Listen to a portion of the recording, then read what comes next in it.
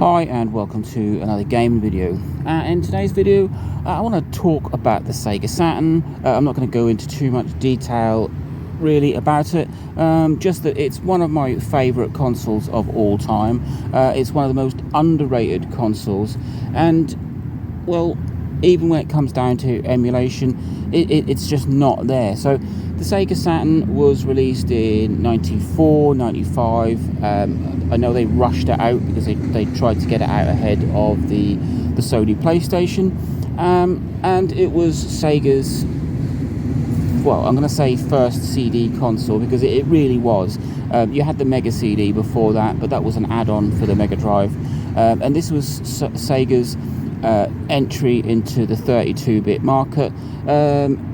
Even then, it was just a bit of a confusing time for Sega, because you had Sega of Japan and Sega of America, and they really weren't sort of talking to each other. You have lots of these products that came out. So you had the Mega Drive, and then they bolstered that with the 32X, which was like a 32-bit add-on for the Mega Drive. And then you also had the Mega CD, or the Sega CD, and I just don't think anybody really knew what was going on at Sega, because shortly after the 32X was released, the Sega Saturn came along. So all those people who had a Mega Drive with a 32X kind of felt a little bit pushed aside, and they started to lose sort of that customer base, that loyalty. And the Saturn, it started off very well, but we were already waiting for this big new thing from Sony, and it kind of put a dampener on the whole Sega Saturn. Just the whole Sega Saturn. I was a huge Sega fan, so I skipped the PlayStation. A friend of mine was selling a Sega Saturn, and I bought it. It was around the time that I sort of just started work, so I had lots of disposable income, and the Sega Saturn I absolutely loved, and I bought just about everything you could for it. All of the add-ons, the memory cards, the video CD card that goes in the back, all the different controllers. I had hundreds of games, and it was really the first console that I collected for big time. Some of my favourite games on the platform: you've got Sega Rally, Virtua Fighter 2, Nights into Dream, Panzer Dragoon, Daytona, Virtua Cop 2, Bug, Die Hard Trilogy, and Virtua Fighter Kids. These were absolutely amazing games, and I never went down the PlayStation route. I stuck with Sega.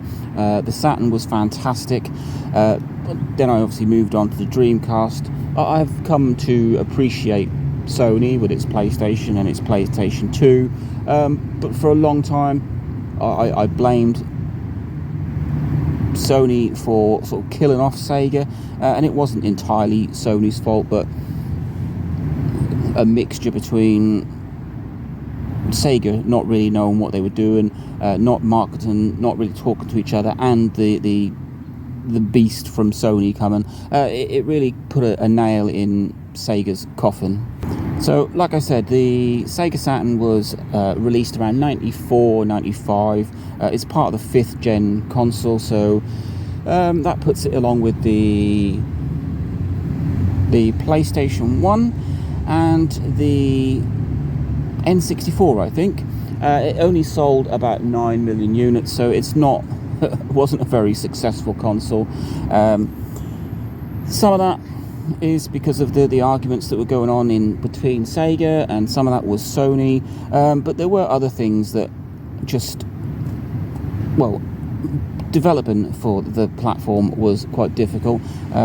It had a total of 8 different processors, so developers found it hard to program for that.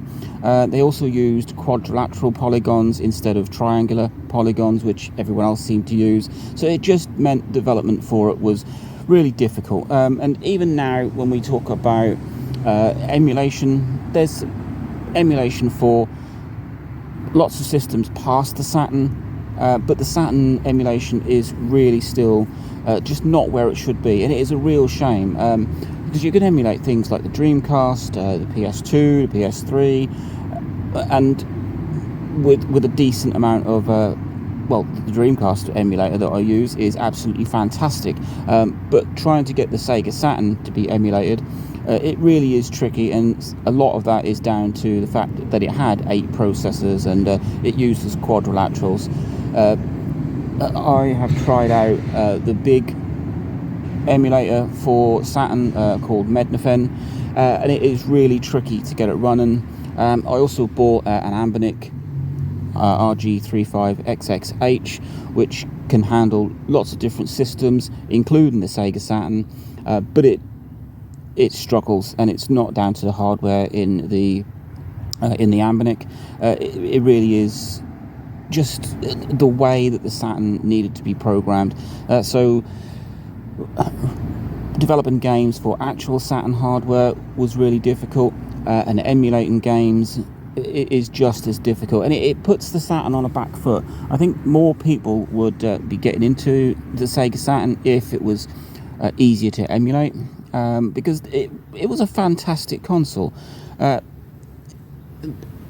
It's a 3D console, although Sega really had strong roots in 2D gaming, and in it, that was pulled across to the Saturn. There are a lot of fantastic 2D games on there, a lot of shmups and sort of 2D platformers and fighting games, but they did try and push this whole 3D element. You got things like rail shooters like Panzer Dragoon, absolutely fantastic. One of my favourite games of all time is Nights into Dreams. Really did show off what first party Sega games could be like. Fantastic for racing games, another area that Sega really sort of held their own in. So you've got things like Sega Rally and Daytona USA, amazing games. And this whole platform really is getting lost. There are a lot of Sega Saturn die-hard fans like myself, and not being able to emulate it, it makes it really difficult. Buying Sega hardware or Saturn hardware at the minute is really expensive. It's one of those things I had probably about 150 games for, and life got in the way, so I got rid of it, sold it, probably not for a great deal of money. Nowadays that would have been worth an absolute fortune, because collecting for the Sega Saturn these days is really expensive. Just your basic games are not cheap. So as you can probably tell from this video, from my attitude, I am really a big fan of the Sega Saturn. It's the first console that I really collected for, and it's got a real place in my heart as a gaming device. After that, I kind of just sort of drifted. I had other consoles, so I had like a Dreamcast and a Wii and other consoles. Other than the PlayStation 3, I don't think there's been any other console other than the Saturn that I've really enjoyed as much, and at this moment in time missed as much, because I really do miss. It's one of those biggest regrets that I got rid of my Saturn and the vast collection of hardware, accessories and games that came with it. So not really sure what this video is. It's more of a look back at the Saturn, and I really wish that we could up the Saturn emulation and get that going. It would get more people interested in the platform, and more people appreciating then just how fantastic the Saturn was, and the games that came with it, because it's unique. Sony went into the gaming market with the PlayStation 1, a whole new thing for them. They wanted it to be cool and aimed more at grown-ups, sort of bringing the gaming into sort of adult world. They went in with a clear, we're developing this fantastic 3D console, whereas Sega, they didn't want to alienate their fan base, and they had a strong grounding in the 2D market, coming from things like the Master System and the Mega Drive. So that they pulled that across, so you had this hybrid sort of fantastic 2D console, which was also capable of some fantastic 3D gaming.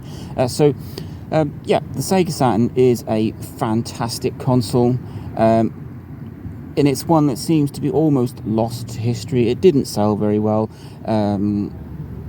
Not many people were a big fan of it. Emulation isn't fantastic for it, so it's going to be one of those consoles that just seems to be, well, forgotten. I mean, the Dreamcast didn't do fantastically well, the sequel to the Saturn, but it seems to have more appreciation. There are so many people that love the Dreamcast, and while it didn't do fantastically, it just has more of a sort of fan following.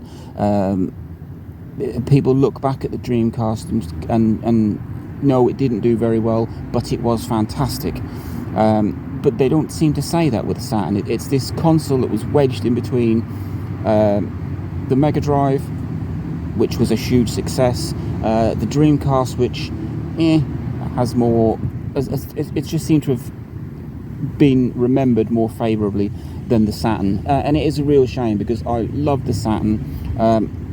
Like I said, I preferred it over the PlayStation, although I was a little bit of a Sega bias fan there. And yeah, the Sega Saturn is a fantastic console. Emulation needs to be stepped up, and well, it needs to work better. You've got emulation devices like my Ambinic that just can't handle it, and it's not down to the hardware. Like I said, it's just down to how difficult the Sega Saturn hardware is to emulate, and even proper games, even game developers found it very difficult. So yeah, I'm going to finish this video, and it is just a bit of a rant and a bit of a look back at the Sega Saturn, and how it just needs to be appreciated and loved more. That's all I'm going to say.